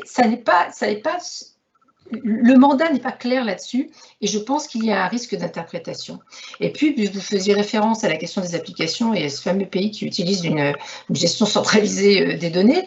Eh bien, pourquoi est-ce qu'on n'a pas la crainte que la France mette dans ce certificat, avec sur cette question-là, un traitement des données de santé qui sont effectivement des données extrêmement sensibles, voire là aussi une restriction d'accès. Donc, moi, je suis très, très précautionneuse là-dessus. J'espère qu'au final, les choses se termineront correctement, une procédure d'urgence qui est extrêmement compliquée à gérer parce qu'elle ne permet pas, je crois, un débat contradictoire suffisamment approfondi. Mais je voulais témoigner de ces inquiétudes-là par rapport à ce qui devrait faciliter ou complètement libérer la circulation et qui, à mon avis, de mon point de vue, ne le fera pas tout à fait. Merci beaucoup, très clair. Je passe la parole à Dominique Rousseau. Merci. Donc, 3 minutes, c'est ça pour essayer de… Maximum. Maximum. Bien, merci de votre accueil et à très bientôt. Non, si je veux vraiment être clair ou simple, comment reconstruire une seule norme de référence, le droit. Le droit. La Convention européenne des droits de l'homme, la Charte de l'Union européenne des droits fondamentaux, les déclarations des droits des différents pays. Je pense que c'est à partir de ce socle-là que l'on doit repenser la société démocratique d'après. Pourquoi ça me paraît important? Je ne vais pas revenir parce qu'on est en train de le perdre. Et le perdant, on s'aperçoit de la valeur de ces droits. Le principe d'égalité, les hommes naissent et demeurent libres et égaux en droit, ce n'est pas un truc qui est derrière nous. Hein, c'est un principe qui est devant nous. Il doit servir à fonder la société de demain. Ce n'est pas quelque chose qui a été… ça y est, c'est fini, on passe à autre chose. Non. La question de l'égalité entre les hommes et les femmes, c'est quelque chose qui doit nous servir à fonder la société de demain, parce qu'aujourd'hui, il n'y a pas d'égalité entre les hommes et les femmes. Et la liberté de la presse, il n'y a pas de liberté de la presse. Il faut refonder la liberté de la presse et reconnaître à la liberté de la presse une garantie, parce que c'est la garantie de la démocratie. La liberté de la presse, ce n'est pas une liberté corporatiste pour les journalistes, c'est une liberté pour les citoyens d'avoir un accès à une information plurielle. Alors, je pourrais développer, mais ça me paraît d'autant plus urgent que nous rentrons dans un moment historique de succession de situations d'urgence. Urgence sécuritaire, bon, le terrorisme n'est pas parti. Urgence sanitaire, le virus est toujours là. Urgence environnementale, le climat. Urgence sociale. Autrement dit, on ne va pas revenir à un état ordinaire des choses. On va passer d'un état d'urgence à un état d'urgence. Et donc, il faut vraiment qu'on ait bien ancré dans nos têtes et dans nos politiques la référence des droits pour ne pas se laisser avoir par ces états d'urgence, enfin ces urgences qui vont se succéder et qui vont mettre au devant non pas le droit mais la nécessité. Arrêtez de nous embêter avec le droit. Arrêtez de nous embêter avec le droit. Il faut être efficace. Donc bon, ben d'accord, on va pas de liberté de manifester, pas de liberté de la presse, mais enfin, soyons efficaces pour l'environnement. Donc, je pense qu'on doit résister, test de résistance, vous avez dit tout à l'heure, ou test de résilience. Le droit doit être ce moteur. Il doit être ce moteur pour l'Union européenne. Et il y a très peu de temps, effectivement, que l'Union européenne bascule sur cette problématique, parce qu'il y avait une espèce de partage de compétences entre l'Europe des droits de l'homme, la Convention européenne, et puis l'Union européenne, c'est l'espace du marché, ne s'occupe pas des droits de l'homme. Bon. Aujourd'hui, depuis plusieurs années maintenant, notamment avec la charte depuis 2000, avec la charte de l'Union européenne des droits fondamentaux, l'Union européenne se saisit de la question de l'état de droit et des droits fondamentaux. Ça me paraît nécessaire, important, mais on voit les problèmes que ça pose à l'intérieur même de l'Europe. Et pour terminer, pour le futur, il me paraît important, si on s'appuie justement sur la Convention, les chartes, les déclarations, les préambules des différents États, il y a deux questions qui doivent être, à mon avis, prioritaires là-dessus. La première, c'est la levée des brevets. La levée des brevets. Est-ce que l'Union européenne va lancer une politique pour lever les brevets, que les brevets deviennent un bien commun européen ou mondial? Voilà, quelque chose qui faciliterait l'égal accès de tous à la santé. Et puis, le deuxième point qui me paraît important pour l'avenir, c'est mettre en avant le service public. Parce que ce à quoi on assiste aujourd'hui, c'est précisément le fait qu'on a remis en cause le service public, c'est-à-dire un service au public. Et il y a eu des privatisations, il y a eu un démantèlement des services publics dans de nombreux États européens. Et je crois que l'urgence aujourd'hui, face à la pandémie, face à l'environnement, face aux inégalités, se retrouver un service public du logement, un service public de l'environnement, un service public de transport, parce que le service public, c'est un moyen de montrer aux citoyens européens que l'Europe, elle est au service du public, elle est à leur service. Et c'est ça, à mon avis, qui permettrait de reconstruire une Europe autour des droits. Merci beaucoup et merci d'avoir tenu la limite stricte de temps. C'était absolument parfait. Je passe la parole à Christophe Barbier. Merci beaucoup. Je vais être très optimiste, moi. Je pense que l'Europe va sortir renforcée et que c'est une formidable occasion que ce fléau offre à l'Europe. Au tout début de la pandémie, rappelez-vous ce qu'on entendait dans la bouche des populistes et des anti-européens. Ce virus allait tuer l'Europe. Il allait réussir là où la crise financière de 2008 avait échoué. La crise financière n'a pas réussi à battre l'euro, donc à battre l'Europe, mais forcément, le virus, en rétablissant les frontières, en montrant les égoïsmes, allait aboutir à ce résultat, la fin de l'Union européenne. Un an après, où en est-on? Ce qui a tenu le choc, c'est des plans de relance nationaux adossés à un plan de relance européen. On peut critiquer sa lenteur, on peut critiquer son manque d'ambition, mais il existe, et c'est une révolution que d'avoir eu cet endettement au niveau de l'Union européenne, et un plan de vaccination qui, là aussi, est trop lent, a été trop naïf et bourré de défauts, mais il existe. Et je constate que même si certains leaders politiques osent avancer cet argument, les opinions publiques ne récusent pas la vocation européenne d'organiser cette vaccination.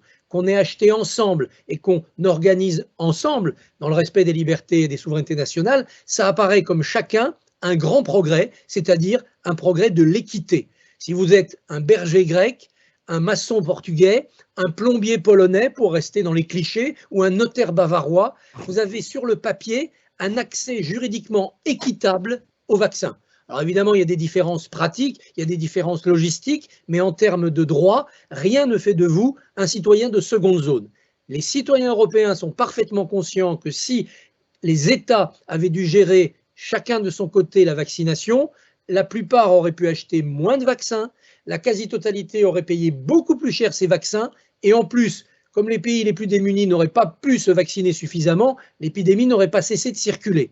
Donc la règle de sécurité et d'efficacité qui a amené des reculs sur les libertés, à mon avis, dans le fort intérieur des citoyens, ils ont compris que plus d'Europe, c'était une meilleure sécurité, une meilleure protection. C'est pourquoi, à mon avis, à l'issue de cette épidémie, montrer que l'Europe de la santé, c'est une nécessité, c'est une réalité qu'il faut avancer, ça sera possible. Je ne dis pas facile, mais ça sera possible. Un premier pas avait été fait après l'affaire de la vache folle, un grand bond en avant pourra être fait après l'affaire du coronavirus. De la même manière, il va de soi que la libre circulation va être remise en question, va être remise sur le tapis.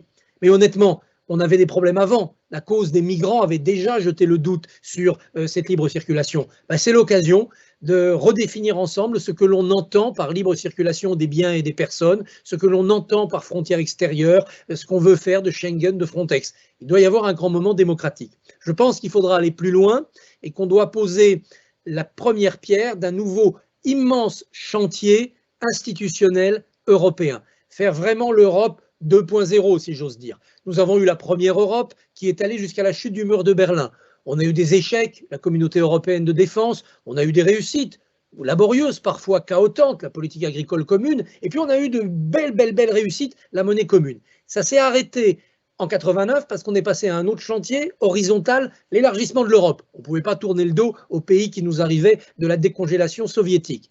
Ça, c'est terminé. Cet élargissement, avec ce qui s'est passé en Ukraine, avec l'attitude de la Turquie, cet élargissement est terminé. Il nous reste à régler quelques problèmes internes, à savoir les Balkans.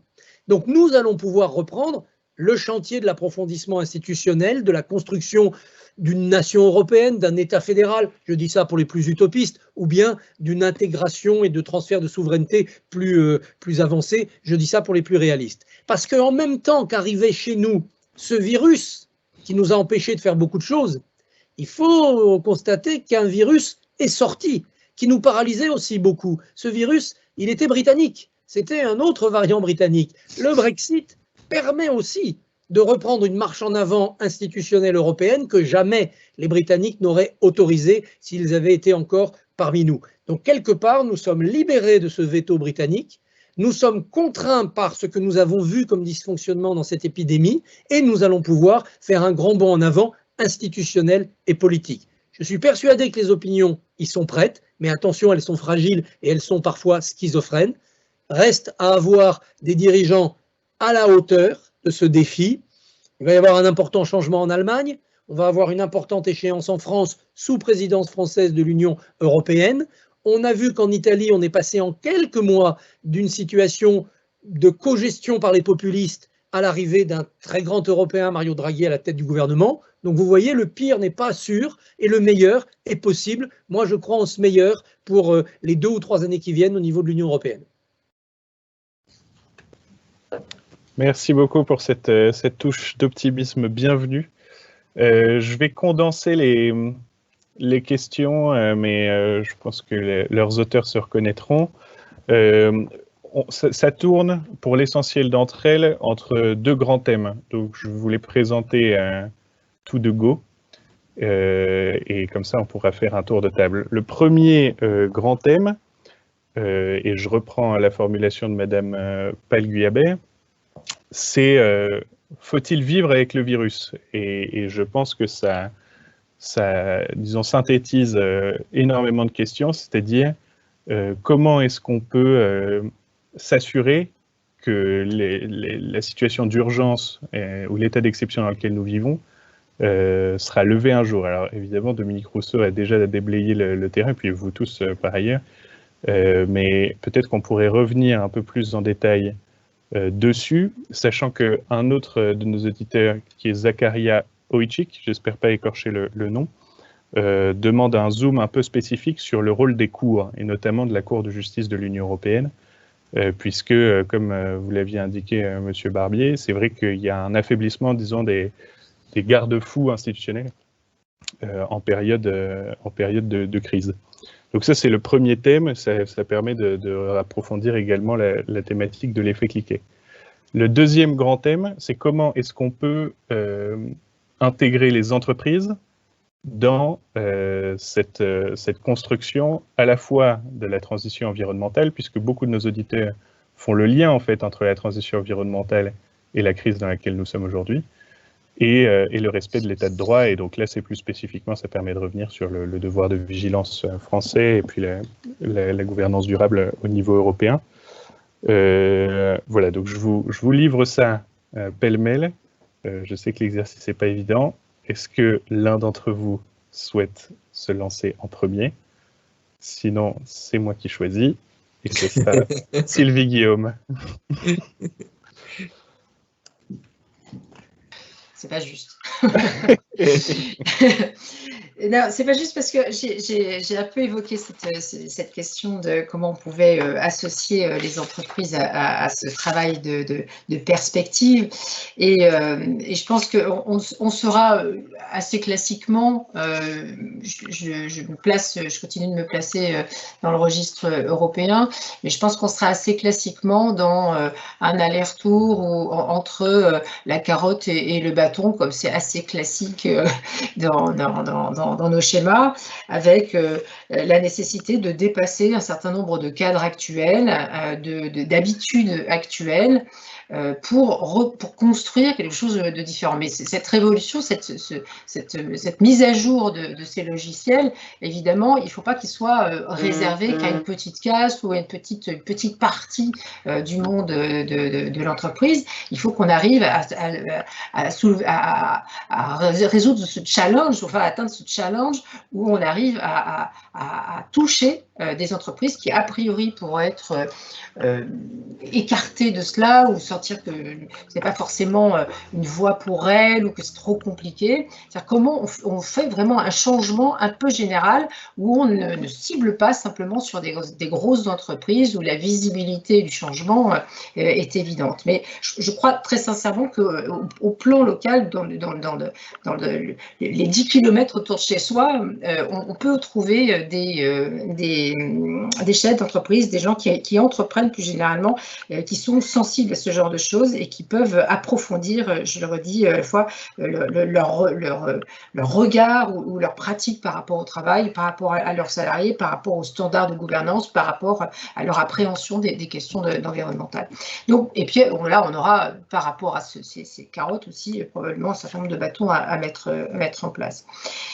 Sortir, sur l'autre partie de votre question, est-ce qu'on peut être sûr qu'on va sortir de ces états d'urgence? Je laisserai revenir sur cette question-là au plan français, parce que pas d'état d'urgence européen proprement parlé, en tout cas pas codifié du point de vue institutionnel, mais je pense que c'est évidemment, Christophe Barbier faisait référence tout à l'heure à la classe politique, ouais, c'est le courage de la classe politique qui devra faire une grosse partie de ce travail, de savoir si elle sera tentée de se planquer derrière des décisions, mais si elle prend réellement en charge cette dimension du changement et la dimension du changement institutionnel. Je me redécale sur la partie européenne, mais moi, je ne veux pas donner l'impression d'avoir été pessimiste tout à l'heure. J'essaie juste d'être optimiste et réaliste. Et parce que de toute façon, il n'y a pas d'alternative sauf la mort ou l'explosion ou la fragmentation de l'Union européenne. Donc ce courage, il est aussi nécessaire, et il est nécessaire aussi peut-être de bouger un peu sur les clivages. Je pense qu'il faut qu'il y ait des avancées institutionnelles pour nous permettre d'exercer plus correctement un mandat parlementaire, de donner plus de poids au Parlement européen dans ce triangle institutionnel. Je ne sais pas si la conférence sur le futur de l'Union européenne ira jusqu'à faire des propositions de bousculement plus larges du système institutionnel, je ne le parierai pas à ce stade, mais il y a quand même quelques évolutions qu'on ne peut pas complètement passer sous silence, qui peuvent justement donner ce courage-là, d'avoir une initiative législative, de mettre fin à l'unanimité pour permettre de franchir des étapes aussi comme ça qui sont très bloquantes au plan européen. Et puis, je pense que si on doit cibler aussi quelques perspectives d'avenir, on doit s'intéresser à faire évoluer les choses sur le budget pour qu'on ait les moyens au plan européen d'aboutir aussi à ces changements-là. Il faut qu'on soit beaucoup plus fort, beaucoup plus armé. Et on sait bien que le budget actuel n'est pas suffisant pour pouvoir aboutir à ces changements profonds, notamment en matière environnementale, ce qui nous amènera probablement aussi à avoir des références sur des changements sur le système fiscal. Mais voilà, pour essayer de tenir, pour une fois, dans les 5 minutes qui me sont consacrées, je voulais cibler ces quelques perspectives. Merci beaucoup. Merci beaucoup. Commissaire Reynders, peut-être un mot à la fois de réponse et puis qui sera aussi office de mot de la fin. Oui, peut-être pas de réponse à tout, mais pour revenir sur les questions que vous avez synthétisées, tout d'abord, est-ce qu'on va devoir vivre avec le virus? Peut-être avec celui-là et d'autres à l'avenir. Donc il va falloir apprendre à vivre avec des risques d'épidémie qui peuvent encore se développer. La plupart des spécialistes nous en parlent régulièrement. Alors, dans un très court terme, pour quand même redire un mot sur le sujet, on essaie de mettre des outils en place pour faciliter la libre circulation, faciliter la vie des Européens. C'est évidemment le certificat. Et si ce certificat, à mes yeux, ne pose pas beaucoup de problèmes, c'est parce qu'il va être limité dans le temps. Le Conseil et le Parlement sont assez d'accord là-dessus. Il durera la vie de la pandémie, et c'est jamais qu'un outil. Alors c'est vrai qu'il peut y avoir des restrictions complémentaires, mais n'oubliez pas qu'aujourd'hui, certains voyages sont purement et simplement interdits dans certains pays de l'Union. Ce qu'on va faire, c'est aller vers une libération de plus en plus de la libre circulation, et puis à un moment donné, évidemment, supprimer toute contrainte en la matière. Mais plus fondamentalement, je dirais, pour revenir à cette question, vivre avec le virus, il va falloir continuer à investir dans la recherche et la production de vaccins, y compris adapté à des variants. Moi, je ne sais pas, je ne suis pas spécialiste en la matière, mais j'entends beaucoup l'idée qu'il faudra peut-être, comme pour la grippe traditionnelle, imaginer un rappel régulièrement sur ce virus et peut-être sur d'autres. Et puis surtout, nous avons encore lancé ce matin une réflexion qui est déjà en cours depuis un temps, mais sur les thérapies, évidemment, parce qu'on parle de vaccins, mais il faut aussi penser à voir comment on peut soigner des personnes qui sont atteintes de cette maladie et qui parfois en souffrent, je le disais, pendant une longue période. Mais si on arrive à faire cela, avec une vaccination importante,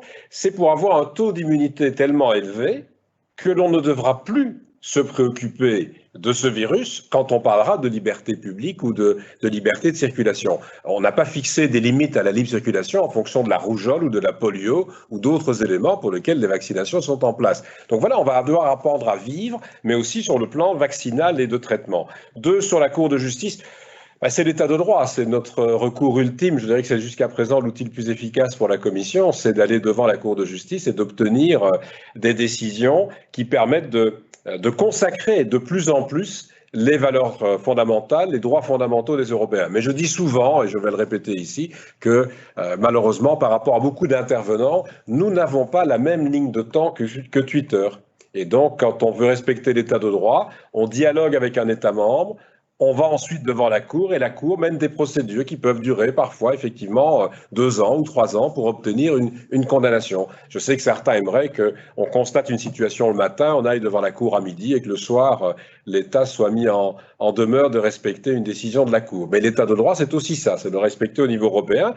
Et puis, 3e élément, puisque vous l'avez évoqué depuis le début, dans la transition verte ou dans le Green Deal, je l'ai dit tout à l'heure, on va devoir faire participer tout le monde. Donc très simplement, dans les plans de relance, on doit faire en sorte que les États membres, avec le soutien européen, investissent clairement une bonne partie, c'est 1/3 en fait de ce plan de relance, dans des outils qui vont vers la soutenabilité, vers la durabilité de l'économie. Et donc on va y être très attentif. Nous avons reçu, parce qu'on parlait tout à l'heure de la lenteur des plans européens, excusez-moi, nous avons à ce jour reçu 14 plans nationaux sur les 27. Donc il y a encore un travail à faire dans les États membres pour y arriver. Nous avons encore 7 à 8 États qui doivent approuver le système de ressources propres. Donc de grâce, Moi, je suis prêt à recevoir toutes les critiques sur le fonctionnement de l'Union, mais si nous n'avons pas les plans nationaux ou si les parlements nationaux n'adoptent pas les décisions sur les ressources propres, on ne sait pas avancer. Mais on a quand même décidé, au-delà des 1000 milliards d'euros du cadre financier 21-27, 750 milliards de plus pour les 3-4 années qui viennent. Donc on a vraiment augmenté fortement les moyens. Mais les États vont donc devoir faire cela. Les consommateurs, qui représentent quand même plus de 50% de la dépense en PIB. Quand on regarde les consommateurs, c'est à peu près 54% du total du PIB qui est dépensé dans la consommation. Il faut évidemment qu'on les informe, qu'on leur donne des droits pour participer à cette transition. Mais les entreprises, ce que je souhaite faire avec l'initiative en matière de gouvernance durable, il y a pour l'instant qu'en France qu'il existe une loi générale sur le devoir de vigilance. Il y a des textes aux Pays-Bas, il y a un accord politique en Allemagne, il y a quelques débats dans d'autres États membres. Ce que je souhaite faire, c'est mettre en place au niveau européen cette logique qui imposera aux entreprises de développer une stratégie à moyen et long terme, intégrant l'analyse des risques et des impacts négatifs potentiels de leurs opérations sur le changement climatique, sur la biodiversité, mais aussi sur les droits humains. On parle du travail forcé ou du travail des enfants, ou sur ce qu'on appelle le travail décent, c'est-à-dire des règles sociales.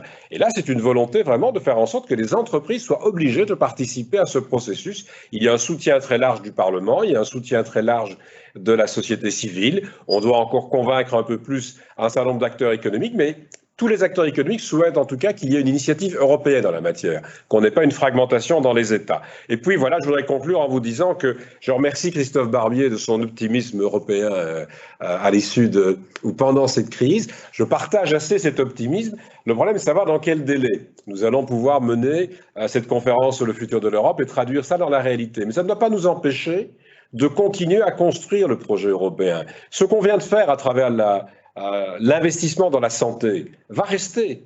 Quoi qu'il sorte de la conférence sur le futur de l'Europe, on investira beaucoup plus dans le domaine de la santé au niveau européen. Ce que nous faisons en matière de relance va rester.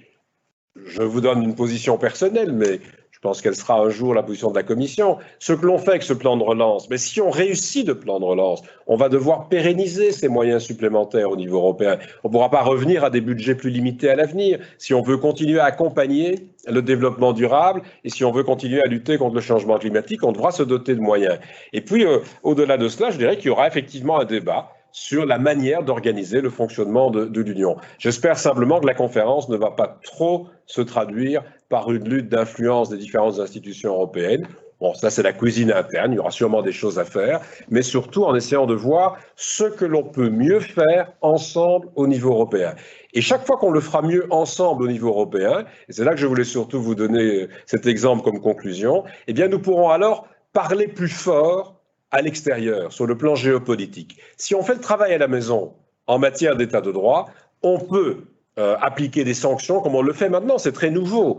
Lorsqu'il y a une affaire comme l'affaire Navalny, lorsqu'il y a des problèmes de travail forcé en Chine, avec les répercussions que cela, mais on peut commencer à parler fort sur la scène internationale. Si on fait le travail dans des objectifs de neutralité climatique, on peut jouer un rôle leader dans le développement de la lutte contre le changement climatique sur la scène internationale.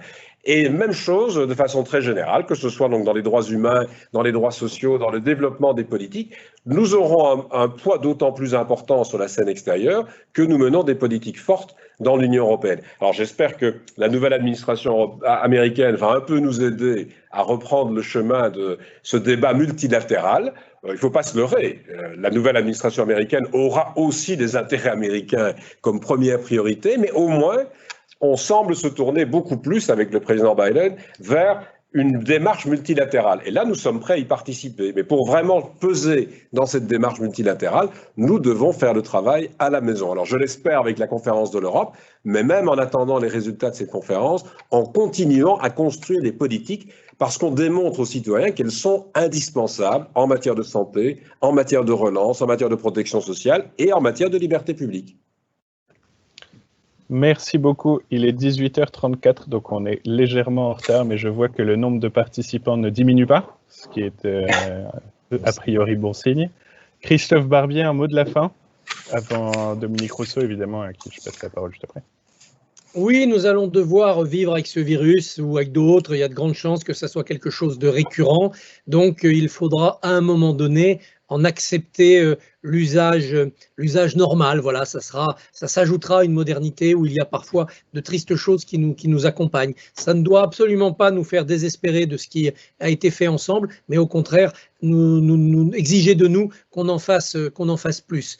Encore une fois, dans l'histoire de l'humanité, on voit qu'il y a ce concept qu'on appelle aujourd'hui la résilience qui a permis aux survivants, sans oublier ceux qui ont souffert ou qui ont disparu, de fabriquer, de construire un monde meilleur qui tienne compte de ce que les fléaux nous ont appris. Je pense qu'on est à ce rendez-vous pour l'humanité, du moins l'humanité dans le monde développé. Le monde moins développé a d'autres soucis. À nous d'en tirer ces leçons-là et de ne pas oublier ce qu'on a dit dès les premiers jours de l'épidémie et qu'on a un peu oublié ensuite, c'est que notre devoir, c'est de construire ce monde d'après.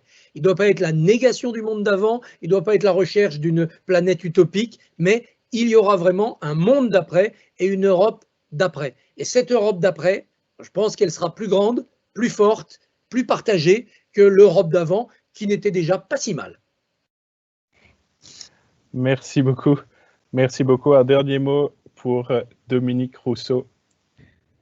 Alors, un dernier mot, oui, il faudra évidemment vivre avec le virus, mais il faudra aussi vivre avec le risque de pollution, vivre avec le risque climatique, vivre avec le risque terroriste.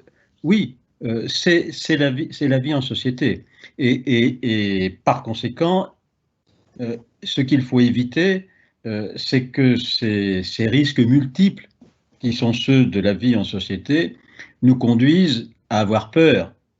Parce que la peur est à l'origine des régimes autoritaires ou des régimes populistes. Donc je crois qu'il faut apprendre à vivre avec les risques sociaux et penser toujours que la liberté est ce qui permet est le meilleur instrument pour réduire cette peur. Sur l'avenir, moi, je dirais que ce dont on a souffert jusqu'à présent, c'est d'un manque d'Europe. Il n'y a pas eu assez d'Europe. Mais ça pose un problème politique. Évidemment, je vais dire un mot qui n'a pas, je crois, été prononcé, mais comme je suis universitaire, je peux dire n'importe quoi. C'est le principe de la souveraineté. Le principe de la souveraineté. Quand est-ce qu'on abandonnera le principe de la souveraineté des États-nations? Il n'y aura pas d'Europe politique. Il n'y aura pas d'Europe politique tant que les États membres de l'Union européenne s'arc-bouteront sur leur souveraineté. Je pense que le principe de souveraineté a été un principe utile à un moment de l'histoire. Il est devenu aujourd'hui un principe dangereux et qu'il doit être mis dans le musée de l'histoire politique, et qu'on doit mettre en avant un autre principe qui est d'ailleurs dans le traité de l'Union européenne, qui est le principe de la coopération loyale entre les peuples. Le principe de la coopération loyale entre les peuples, c'est sur cette base-là que l'Europe politique doit être construite, parce que jusqu'à présent, je dirais que c'est construite à l'envers. Moi, je suis un fédéraliste européen. Et ce que je constate, c'est que on reproche à l'Europe d'être fédéraliste, mais pas du tout. Elle s'est construite à l'envers, c'est-à-dire que dans les États fédéraux, le niveau fédéral a toujours des compétences en matière de politique étrangère, en matière de défense, en matière de monnaie. Or, nous, on a fait l'inverse. On n'a toujours pas de politique de défense, on n'a toujours pas de politique étrangère où c'est embryonnaire. On a une politique de monnaie, mais il n'y a pas de politique budgétaire. Autrement dit, l'Europe souffre aujourd'hui de ne pas avoir un pouvoir politique capable de gouverner l'Europe. L'Europe s'est construite au niveau économique, financier, mais le politique est resté dans les États-nations. Et donc c'est là le problème, c'est là le fossé. C'est là le fossé. Alors il y a deux solutions. Soit on remet dans les États-nations les compétences qui ont été envoyées à l'Europe, soit on met la démocratie et le pouvoir politique au niveau européen. Et à ce moment-là, se pose la question de la construction d'une Europe fédérale et d'un nouveau principe de construction, parce que l'Europe ne pourra pas se construire sur le principe de la souveraineté qui a servi à construire les États. L'Europe se construira sur le principe de la coopération loyale entre les peuples.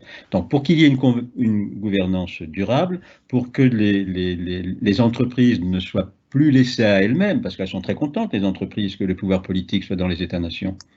En revanche, le jour où il y aura un pouvoir politique démocratique au niveau européen qui sera capable de poser la régulation de l'économie au niveau européen, eh bien, on retrouvera une véritable Europe et une confiance des citoyens européens dans leur Europe. Merci beaucoup, Monsieur Rousseau, et merci à tous. Donc, on arrive à la fin de ce débat extrêmement riche. Merci à tous les participants pour leurs questions. On a légèrement débordé, mais le public est resté, donc c'est l'essentiel. Donc, c'était le troisième et dernier volet de notre cycle de conférences Confrontation Europe en coopération avec la Maison de l'Europe de Paris. Et ce cycle était consacré aux premières conséquences de la pandémie de Covid-19 sur l'intégration européenne. Le replay de cette conférence sera dispo sur le site de Confrontation et sur notre chaîne YouTube. Et par ailleurs, nous publierons une synthèse des débats dans les jours qui viennent. Merci mille fois à tous et excellente soirée. À très bientôt. Bonne soirée. Merci Au revoir. Au revoir.